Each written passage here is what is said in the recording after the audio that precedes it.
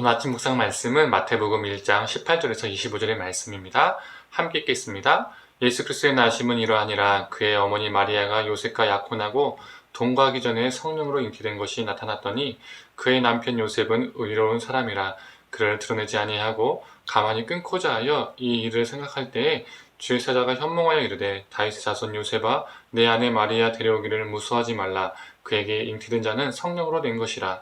아들을 낳으리니 이름을 예수라 하라. 이는 그가 자기 백성을 그들의 죄에서 구원할 자이심이라 하니라. 이 모든 일이 된 것은 주께서 선지자로 하신 말씀을 이루려 하심이니 이르시되 보라 처녀가 잉태하여 아들을 낳을 것이요 그의 이름은 임마누엘이라 하리라 하셨으니 이를 번역한즉 하나님이 우리와 함께 계시다 함이라. 요셉이 잠에서 깨어 일어나 주의 사자의 분부대로 행하여 그의 아내를 데려왔으나 아들을 낳기까지 동침하지 아니하더니 나음의 이름을 예수라 하니라. 아멘. 아침 묵상을 들으시는 모든 성도님들에게 하나님의 은혜와 평안이 있기를 간절히 소망합니다. 마리아가 요셉과 약혼을 하고 같이 살기도 전에 마리아는 잉태를 하게 되었습니다. 우리는 마리아가 성령으로 잉태된 것을 알지만 처음에 요셉은 이 사실을 몰랐었죠. 그래서 어떻게 합니까? 19절의 말씀입니다. 그의 남편 요셉은 의로운 사람이라 그를 드러내지 아니하고 가만히 끊고자 하여. 신명기 22장에 나와 있는 율법에 따르면 정혼한 여인이 다른 남성과 동침할 경우에 돌로 쳐 죽임을 당했습니다. 마리아는 아기를 임신했기 때문에 요셉의 입장에서는 마리아가 다른 남성과 동침한 것으로 생각할 수밖에 없었겠죠. 보통 남성들 같았으면 화가 나서 이 사실을 양가 가족과 동네 사람들에게 다 알리고 그 여성을 망신을 주고 그녀를 돌로 쳐 죽이게 만들었을 겁니다. 그런데 요셉은 조용히 끊고자 했다는 것이죠. 즉 그녀를 살리기 위해서 다른 이들에게 임신 사실을 알리지 않고 파혼하고자 했던 것입니다. 그리고 그녀를 임신케 한 남성과 결혼할 수 있는 그 길을 열어주고자 했던 것이죠. 오늘 19절의 말씀처럼 이 요셉은 참으로 의로운 사람이었습니다. 주의 사자가 이 의로운 요셉에게 나타나서 마리아가 성령으로 잉태되었음을 알려주었죠.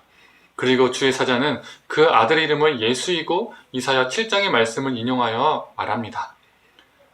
보라 처녀가 잉태하여 아들을 낳을 것이요 그의 이름은 임마누엘이라 하리라 하셨으니 이를 번역한즉 하나님이 우리와 함께 계시다 함이라. 마리아를 통해서 태어나실 예수가 임마누엘임을 말해주고 있습니다. 그런데 우리는 임마누엘 하면 늘 긍정적이고 좋은 이미지만을 떠올리죠. 그런데 이 임마누엘은 우리 상태가 어떠한 상태이냐에 따라서 전혀 다른 단어, 전혀 다른 의미가 됩니다. 우리가 거룩한 상태이면 임마누엘은 축복과 은혜의 단어가 될 수 있지만 반대로 우리가 거룩하지 못한 상태라면 두려움의 단어도 될 수가 있습니다. 왜 그럴까요? 임마누엘의 뜻이 무엇입니까? 하나님이 함께 계시다는 뜻이죠. 즉 하나님의 임재를 의미합니다. 그런데 이스라엘 백성들에게 하나님의 임재는 하나님을 대면한다는 것은 죽음을 의미했었습니다. 내가 거룩하지 못한 상태에서 하나님의 임재를 경험한다면 하나님을 대면하게 된다면 죽는다라고 믿었었습니다. 신의 산에서 모세에게만 하나님께서 꼭대기까지 올라오라고 허락하신 그 사건이 있지 않습니까? 그리고 백성들에게는 허락하지 않으셨습니다. 그 이유는 다른 게 아닙니다. 하나님의 임재 때문에 그들이 죽을까봐 하나님께서 걱정을 하셨던 것입니다. 이사야 6장은 이사야의 소명장입니다. 이사야가 하나님의 임재 앞에서 어떻게 말합니까? 자기가 죽겠구나라고 토로를 합니다. 표준 세번역을 제가 세번역으로 6장 5절을 읽겠습니다. 나는 부르짖었다. 재앙이 나에게 닥치겠구나. 이제 나는 죽게 되었구나. 나는 입술이 부정한 사람인데 입술이 부정한 백성 가운데 살고 있으면서 왕이신 만군의 주님을 만나 뵙다니.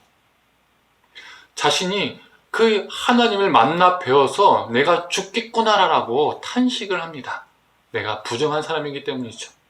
이처럼 하나님이 함께 하신다는 것은 축복과 은혜의 사건이 될 수도 있지만 동시에 두려움의 사건이기도 합니다. 실제로 성자 하나님이신 예수님께서 2000년 전 이 땅에 오셨습니다.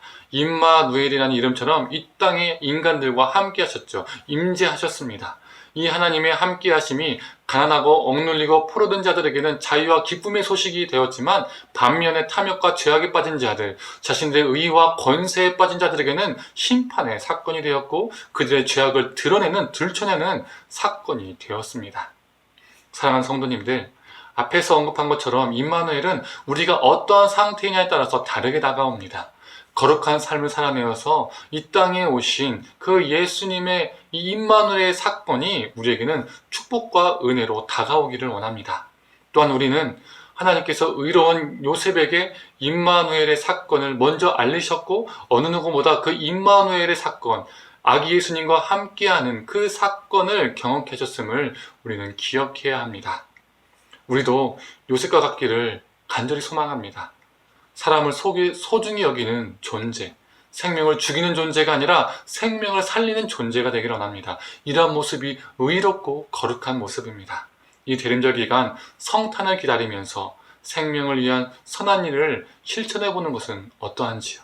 추운 겨울 주님의 사랑이 필요한 이들을 여러 방식으로 섬겨보았으면 좋겠습니다. 사랑하는 성도님들, 성탄이 다가오고 있습니다.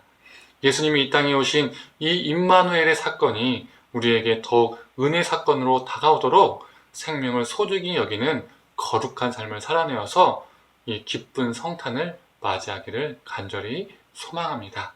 함께 기도하겠습니다. 하나님, 임마누엘, 예수님이 이 땅에 오신 또 우리와 함께 하신 이 귀한 사건이 기쁨의 사건이요, 축복의 사건이요, 은혜의 사건이지만 우리가 거룩하지 못한 상태에서 그 임마누엘은 때로는 심판의 사건임을 우리가 기억하게 하여 주시옵소서. 하나님, 이 임마누엘의 사건이 우리에게 두려움과 죽음과 심판의 사건이 아니라 기쁨과 감사와 축복의 사건이 될 수 있도록 하나님, 그 거룩하신 하나님의 임재 앞에 우리도 거룩한 존재로 살아가게 하여 주시옵소서. 하나님, 이 요셉처럼 의롭고 거룩한 존재, 생명을 소중히 여기고 생명을 살리는 존재로 살게 하여 주셔서 이 대림절 기간 성탄을 기다릴 때에 하나님, 우리도 생명을 살리는 데에, 생명을 섬기는 데에 우리 삶을, 우리 시간을, 우리의 물질을 줄일 수 있는 존재 되게 하여 주시옵소서.